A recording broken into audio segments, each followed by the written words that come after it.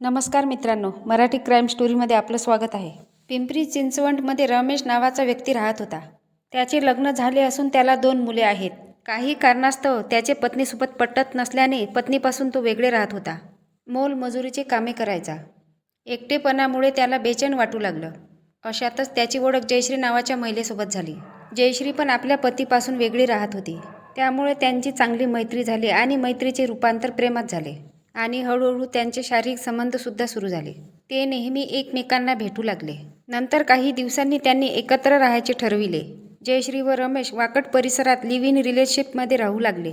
त्यातच जयश्रीने एका मुलाला जन्म दिला. त्यांना आता एकत्र राहायला 5 वर्ष झाले होते. आता त्यांच्यात वारंवार झगडे भांडणे होऊ लागले. जयश्री रमेशला नेहमी पैसे मागायची. मला पैसे नाही दिले तर मी माहेरी निघून जाईल अशी ती धमकी वारंवार द्यायची. सततच्या धमकीमुळे रमेश वैतागला आणि त्याने तिचा खून केला. पोलिसांनी लगेच त्याला ताब्यात घेतले.